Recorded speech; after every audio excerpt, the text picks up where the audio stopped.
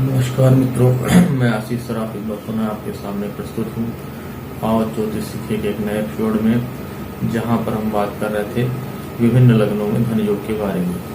Last episode में हमने बात की थी कर्क लग्न और धन योग के बारे में, भाग एक में, जिसमें हमने कर्क लग्न में कुछ सफल योग, कुछ निष्फल योग, कुछ अशुभ योग और लक्ष्मी योग और राजकारक ग्रहों के बारे में चर्चा की थी, बताया था। आज हम इस एपिसोड में आपको बताएंगे कर्क लग्न में ही कुछ विशेष धन योगों के बारे में। तो मित्रों, जैसा कि हमने बताया है कि मंदिर में भोग और आपका अस्पताल में रोग और ज्योतिष योग में बहुत महत्व है। तो योग बहुत ही फलकारी होते हैं ज्योतिष में। तो आइए देखते हैं कर्क लग्न के बारे में। मित्रों, ये कर्क लग्न की कुंडली है। जैसे मैंने मित्रों को बताया कि अगर आप अपनी जल पत्री खोलेंगे तो आपको जो पहला चक्र बना हुआ मिलेगा अपनी कुंडली में, उसमें लिखा रहता है लग्न चक्र। ये लग्न चक्र होता है। लग्न चक्र के पहले घर पे जो राशि होती है वह लग्न राशि कहलाती है। जैसे कि यहाँ पर चौथे नंबर की राशि है कर्क राशि, तो यह कहलाएगा कर्क लग्न में जन्म। और यहाँ पर जो है हम धन भाव की अगर बात करेंगे तो यहाँ दूसरे घर पे में जो है सूर्य की राशि आती है, यदि सूर्य यहाँ पर धनेश हुए। अब हम बात करते हैं विशेष योगों के बारे में मित्रों। जैसे कर्क लग्न में यहाँ पर जो योग कारक ग्रह होते हैं, चंद्रमा हो गया, आपका मंगल हो गया, गुरु हो गया, मंगल हो गए, गुरु हो गए और शुक्र हो गए। तो मित्रों, इन जो ग्रहों का महत्व योग कारक ग्रह कहलाते हैं कर्क लग्न के लिए। और इनकी शुभ युति जो होती है केंद्र त्रिकोण में या द्वितीय 11वें भाव में अगर होती है तो यह अति शुभ मानी जाती है। आइए देखते हैं मित्रों, यहाँ पर जो है कर्क लग्न में धनेश का विभिन्न भावाधिपतियों से संबंध या युति का जो होती है, उसी के फलाफल से हम उस पे जो दूसरे ग्रह में अन्य ग्रहों के शुभ ग्रहों की दृष्टि होती है, धनेश का दूसरे ग्रहों से संबंध होता है, दूसरे भाव में अन्य ग्रहों की युति होती है या अन्य ग्रहों का बैठना होता है, उससे ही हम जातक के संबंध में उसके आय के स्रोत के बारे में, उसके धन के बारे में, उसकी संपत्ति के बारे में हम जानकारी प्राप्त करते हैं। तो आइए देखते हैं यहाँ पर सूर्य जो है धनेश बनता है मित्रों।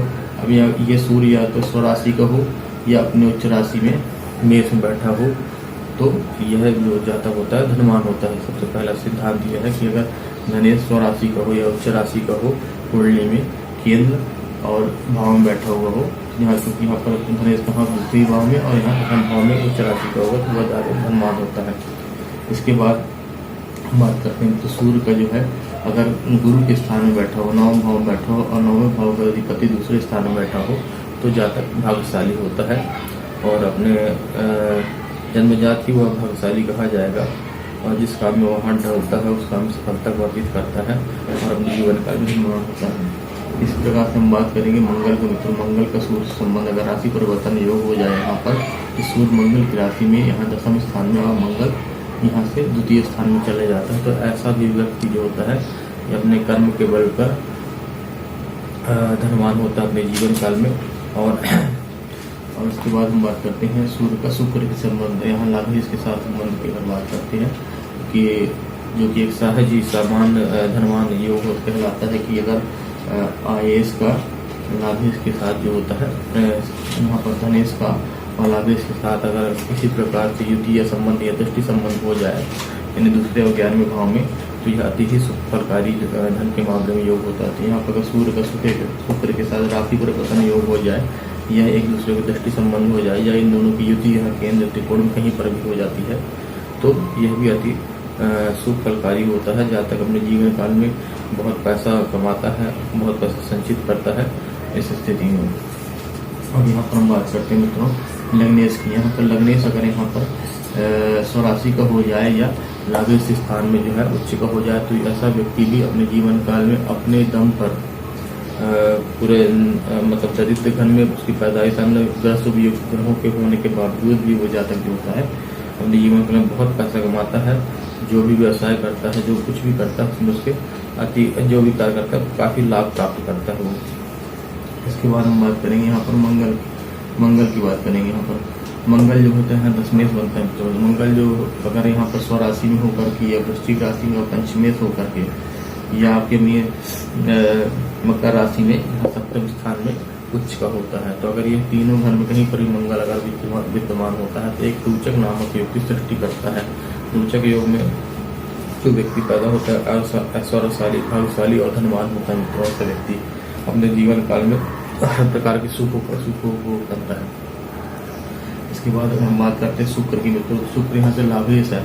अगर शुक्र अपने स्वराशि यानी लाभ स्थान में बैठा हुआ है या फिर यहाँ पर सुकेश भी है, 2 स्थानों का मालिक है। अगर शुक्र अपने राशि में यहाँ पर मीन राशि में उच्च का बैठता है तो वह भी आपको हर प्रकार के सुख संबंधित और लाभ को देने वाला बन जाता है। वह जातक अति भाग्यशाली कहलाता है।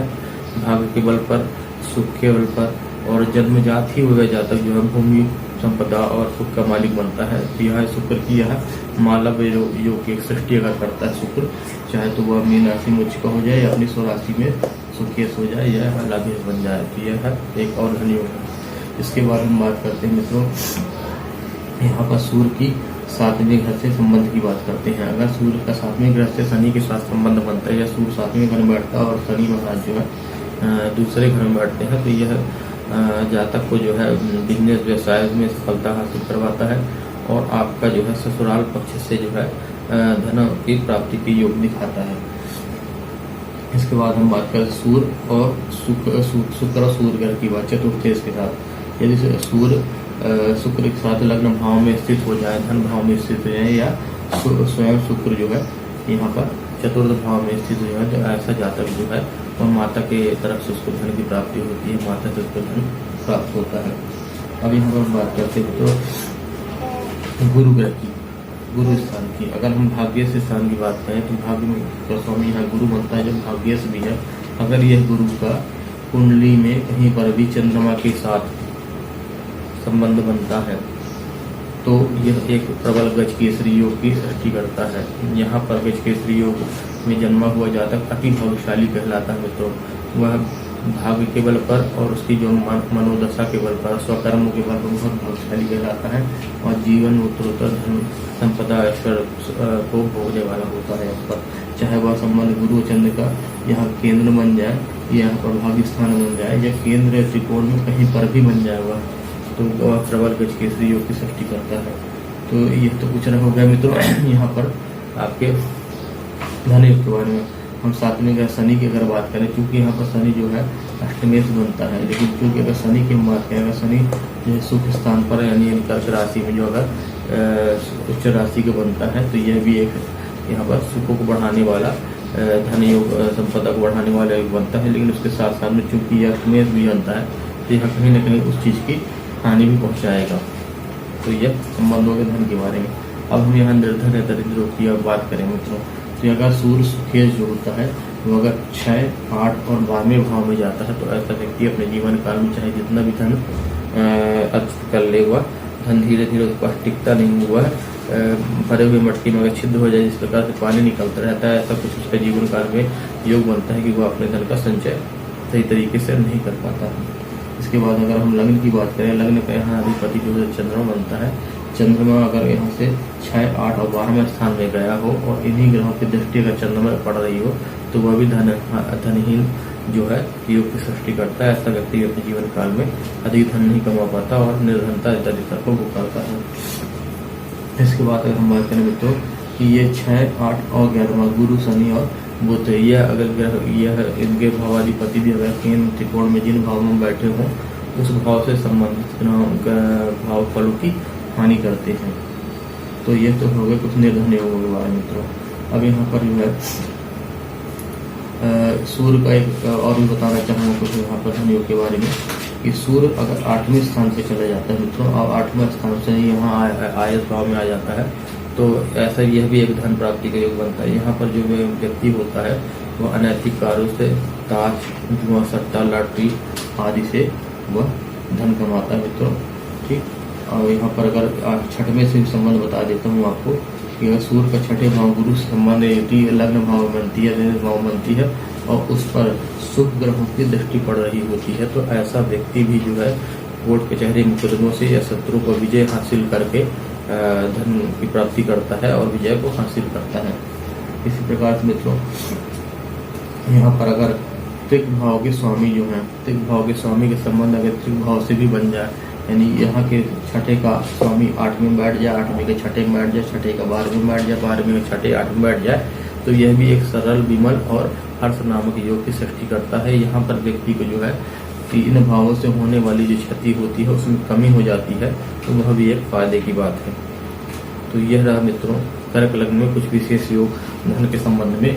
अब अगर आपको मेरा वीडियो अच्छा लगा हो तो आप मेरे वीडियो को लाइक कर सकते हैं, मेरे चैनल को सब्सक्राइब कर सकते हैं, मेरे वीडियो के ऊपर अपने कमेंट दे सकते हैं, बेल आइकन को जरूर दबा दें ताकि आपको मेरे वीडियो जो भी नए ज्योतिष के ऊपर वीडियो आए वो आपको तुरंत मिलते रहें। और किसी भी व्यक्ति को अगर अपनी कुंडली के बारे में कुछ संबंध समझना है तो नीचे डिस्क्रिप्शन में दिए गए मेरे नंबर पर आप मुझसे कॉन्टैक्ट कर सकते हैं, जिसमें आपको यथासंभव आपकी जो भी सहायता की जाएगी अपने ज्ञान और अपने अनुभव के हिसाब से। और आज के लिए सिर्फ इतना ही। अब हम अगले एपिसोड में सिंह लग्न में और धन योग के बारे में चर्चा करेंगे। धन्यवाद, नमस्कार मित्रों।